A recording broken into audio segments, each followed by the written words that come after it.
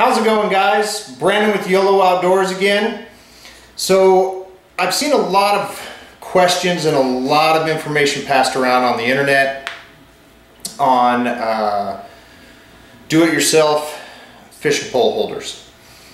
So I wanted to show you guys what I had made for myself and then give you guys some basic ideas of some cheap ways to make some fishing pole holders for your garage. Now, on average, this is probably going to cost somewhere $20 or $30 in total, but you should be able to store upwards of 10 rods or more, just depending on what you how many rods you have and what you want to do and where you want to go with it. So as you guys can see, this is my fishing rod holder. I basically just drilled holes in two 1x6s and then mounted them to some 2x4s on the ceiling. That way on one end I could slide my rods in and then pull it back and slide the handle of my rod into the other end. Now the reason I did that was because first off I wanted it mounted to the ceiling. Second off was because I wanted to be able to mount my minnow trap and my minnow buckets, keep them up off the ground, keep everything out of the way. So this is very simple, something very easy everybody can do, just takes basic tools. One 8-foot 2x4 and one 8-foot 1x6. So as you guys can see here, I just mounted a 1x4 up here and a 2x4 down on the bottom. I've got everything set up already here. I'll zoom you guys in, show you guys closer in detail what all I did right here. The 2x4 down on the bottom was for multi-purpose, so you can do tons of stuff. If you're not going to use some of these options and you're going to use some of these face mounts, you can use a 1x instead. The 2x was just for demonstration purposes, so I could go through all of these mounting styles with everybody here.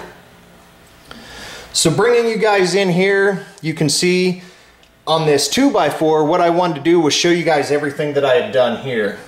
So this was the bottom half. Now I drilled these holes right here. These, I used an 1.1/8 bit, drilled 3/4 of an inch deep down into this 2x4. This is, sorry, mosquito. This is going to be one of the easiest ways. Just drill 3/4 of an inch down, and that gives you a place to set your rod. So you can actually put your rod here, move it back and forth. You know it sets there, it's not going to fall off. And then with your different attachments up top, however you decide to do it, it will stay right there. Now moving on, this one here is very similar to the same thing, except for it is a plastic pole socket. So it has a pre-drilled hole in it. All you have to do is mount it to the top of the 2x4, put it in there, and you are set to go. So you could, you know, depending on the length of your 2x4, you could mount 10 or 15 of these, however you wanted to do it, and have instant pole holders without having to drill any of these holes. I had pre-drilled 4 holes here. The next one that you see here is a round insert cup. These round insert cups right here are actually to cover up the bottom of feet on chairs and tables and things like that, so that way it doesn't scratch or mar the surface. It's already got a pre-drilled hole in there for a nail, so that way you can nail them to the bottom of the chair or stick them however you want. Run a screw straight through that into the 2x4, set it down in there, and you are good to go. You know, you can wiggle it back and forth, it's not going to fall out. Okay, and then the other two that I've got here is one is PVC and the other is Velcro. So we'll start with the Velcro one first. So this Velcro comes in rolls like this. So it just comes in a whole roll for like $3 to $5. It's self-sticky, sticks to itself. So all I did was I cut myself a length, ran a screw into here, and then you've got it attached. So after that, all you have to do is secure the Velcro to itself. Then you have a place to insert your rod and reel, and then do the same thing at the top. Now you can either undo the Velcro or you can just slide it in and out. It really doesn't matter.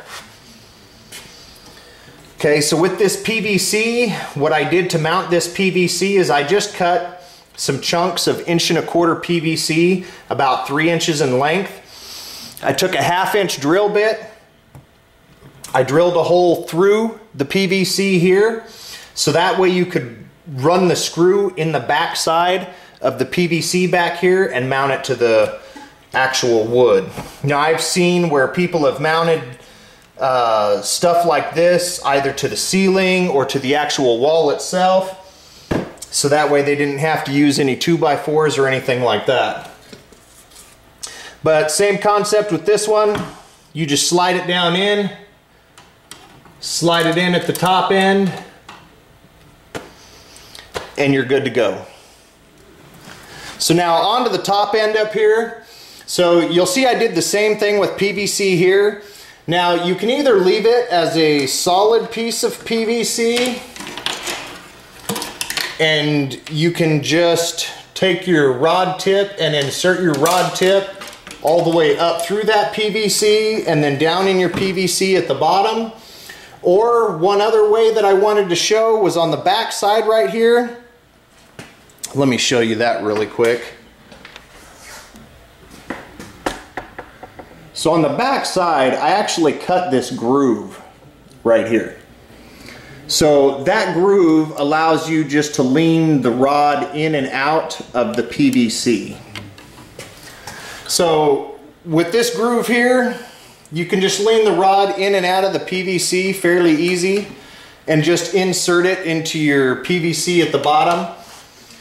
You do see that you still do have to drill the hole here with your drill bit, so that way you can run your screw all the way through. Now, one of the things that I was showing you just a little bit ago was these hook styles. Okay, there's tons and tons of these hook styles. This one right here is a pre-bent hook. Okay, so you put it on your 2x4, just lay it in there, rest it, you're good to go. Now the downside to this is it can fall out fairly easy. I don't know, it's personal preference on what you guys want to use, but it can fall out of this hook style fairly easy. Now the other one is this Velcro. I just left the Velcro secured. You can slide it all the way up through here, slide it back down in your Velcro on the bottom, and it only requires the one screw. Now if you don't want to slide it in at the top, you can always undo your Velcro like so. Slide your rod tip in and secure your Velcro. Now this is actually very secure at the top. If you're working in the garage or working next to it, you bump it, it's not going to fall out. It's actually fairly secure right there. Okay, now we'll go on to the next hook style. Okay, so the next hook style is this longer one that sits out like this. So you set it in your holder, you put it in this hook here. Now this hook actually has a curve to it, so it curves back on itself and then flattens out a little bit. This is a little more secure. because it's going to want to lean forward with the weight of your reel anyway. So it's a little more secure, but if you're working in the garage and come by and bump it, you're going to knock all your poles off anyway. So I do have another option here that I wanted to show you guys. So you mount your rod on the bottom here, okay?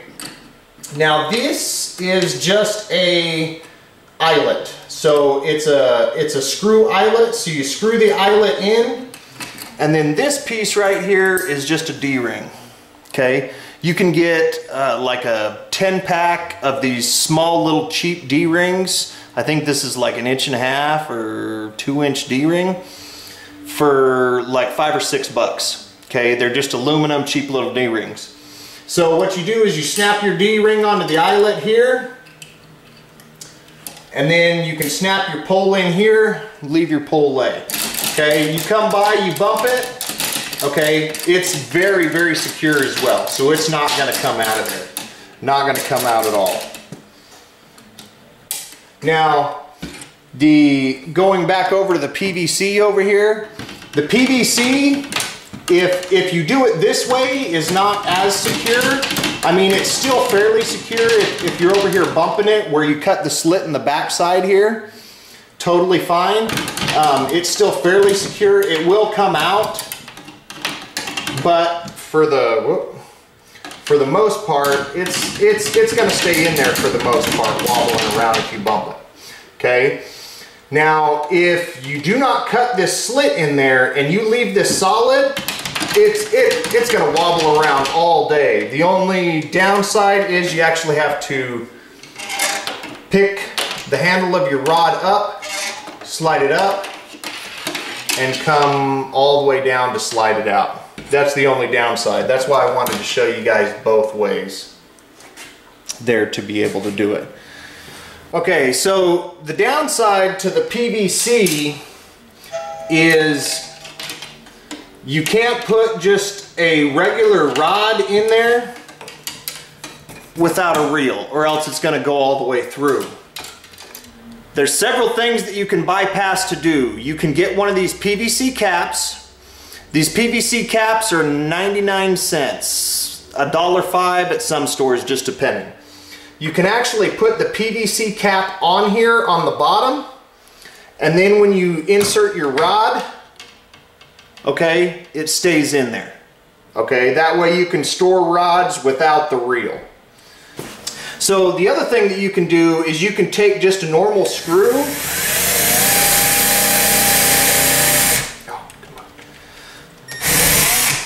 And run a normal screw into the PVC, so that way you don't have to waste a bunch of money buying these caps depending on how many you have. Just run that screw into the PVC right there, drop your rod down in. It's a lot cheaper, a lot faster. You don't have to buy any glue, you don't have to worry about gluing the cap on, anything like that, anything being unlevel. You just run a screw right here down below where you drilled your hole to run the screw into your mounting board, and it's solid. It's not coming out of there. So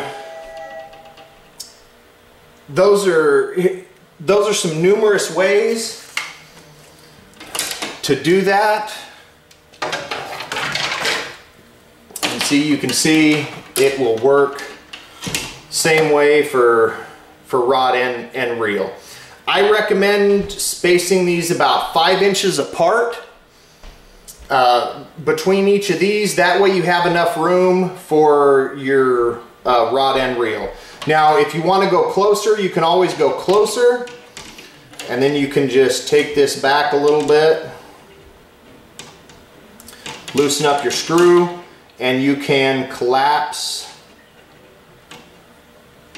your arm. Okay, so you can collapse that arm, tighten that back down so you don't lose your screw. So you can always collapse your arm if you want to get a little bit closer and not have so much space in between them. But I would recommend 5 inches in between these, 5 inches to the center. That will give you enough room for bait caster with reel on the side, or for your regular spinning reel and the handle to stick out without rubbing and bumping and touching your other rods and reels. There is numerous ways to do this. Ultimately, it's going to be up to you on what you choose for what you want for as far as looks, how sturdy you want it.